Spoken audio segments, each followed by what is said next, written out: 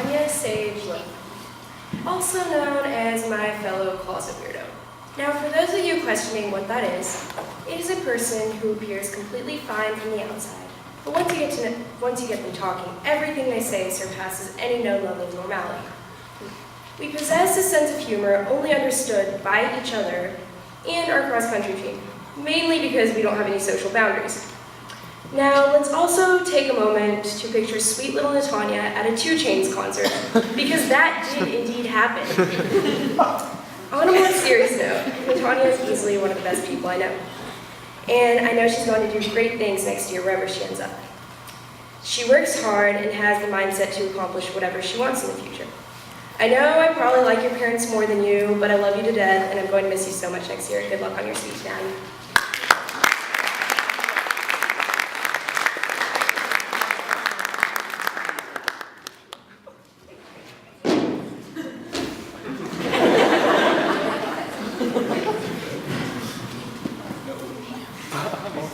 The great moments of your life won't necessarily be the things you do.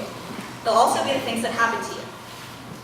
Now, I'm not saying you can't take action to affect the outcome of your life. You have to take action, and you will.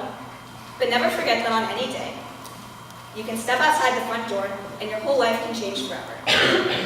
You see, the universe has a plan, kids, and that plan is always in motion. A butterfly flaps its wings, and it starts to rain. It's a scary thought, but it's also kind of wonderful. All these little parts of the machine constantly working, making sure that you end up exactly where you're supposed to be, exactly when you're supposed to be there. The right place at the right time. I've always assumed things are going to work like that. Like just how Ted said in the How I Met Your Mother quote I just referenced, my life would just sort of unfold magically in a perfect way.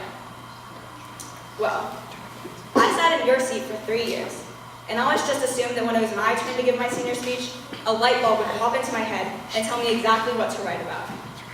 Or that somehow, as soon as I became a senior, I'd be handed some kind of profound narrative, genius discovery, or hilarious anecdote to conclude with a brilliant word of advice that would relate to every student and faculty member in this room.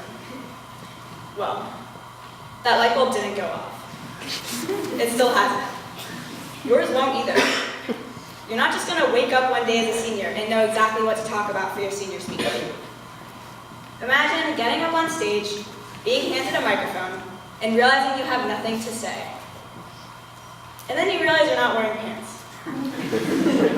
And you wake up sweating and you think, oh, thank God, it was just a dream. But think about it. If we don't prepare for the next steps in our lives, we really will be living a nightmare all the time. And it took me until the day before mine was due to realize that accomplishment isn't a coming of age. It's what we work for as we take steps into our future. So where's my poetic description of my romanticized life, or my inspiring claim to how I changed the world? I don't have one. Because just like you, I'm a typical teenager. Putting me on a stage doesn't actually make me smarter or more experienced than anyone else. It just makes me this podium-gripping, nervous teenager whose turn it is to give my senior speech. And here's what I have to say for myself. The world is a pretty big place. And we're pretty insignificant in the scheme of things. You're driving to school. There are people on planes and buses, people walking down streets, people sleeping on streets, people rushing to scribble down their homework before class, and people who have never held a pen in their lives. We can't be asked to be aware of everything that's happening in the world. From this little corner, we can't keep track of what's going on everywhere else. There's no time to read the newspaper in the morning, and often when asked about what's going on outside of our lives, we struggle to come up with educated answers for what's going on with Obamacare or what's happening in Syria. Maybe we just try to echo our parents' thoughts and go on with our day because honestly, between school and sports and homework, we have enough going on. So we accept the limited knowledge we have. But we forget that somewhere along the lines, we're going to have to become those people that we read about in the newspapers or neglect paying attention to on the news. Where does that responsibility come in? Is it when we're in college, when we get our first job, when we settle down with a family? When do we become the politicians, the lawyers, the CIA agents? All of these goals are blurred somewhere into the distant future, so that we can concentrate on our lives now. And that's fine. We're aware of our bubble. We like our bubble. There's comfort in this bubble. All we have to do is do our work, get good grades, get into college, and we find comfort in the knowledge that someday we'll be somebody, with a job and a house and maybe some kids. And then maybe we'll try to do something good for the world. Maybe in our little corners, wherever we end up, we'll make some kind of positive impact on our society. But maybe we don't have to wait. Maybe there are things we can offer to the world right now, and we're just not seeing them. Maybe there was somebody sitting by herself at lunch and you just kind of pretended not to notice because you wanted to join your friends. Or maybe you saw some trash on the ground and you didn't pick it up because those little things didn't really matter. But the little things really do make up the big ones, and your actions really are fitting into a bigger picture. I do it sometimes too, so I guess I'm not really challenging you. I'm challenging us to take some responsibility here. And the goal is pretty simple. Leave this place better than it was when we got here. I don't want to give you some cheesy quote from the rarely successful celebrities of our time, because let's face it, most of us aren't as smart as Steve Jobs or as athletic as Michael Jordan.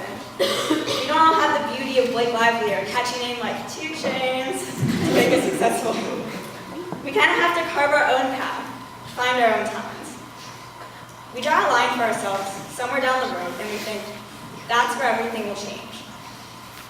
I'm not really more qualified to be telling you this than anyone else because, like I said, I don't have exotic or exciting tales to tell. But I wasn't dramatically awakened in the night with some genius play-by-play dream of what my senior speech would be. And so I'm guessing when I graduate, I won't get a Life for Dummies book implanted in my brain either. We just kind of have to take things step by step and try to take some responsibility along the way. This isn't your typical carpe diem speech, and I'm not going to tell you to seize the day and live every collegiate moment like it's your last. But if all we know is this small haven in our little corner of the universe, the least we can do is make it somewhere where we want to be. Use your skills, contribute to your community as best you can. There's no definitive formula set up for you to get the life you want, so make sure you're doing what you can now. It's never too early to make the changes you want to see. Ted from How I Met Your Mother said as I started my speech, the universe has a plan, kids, and that plan is always in motion. But unless you take action, it'll pass you by.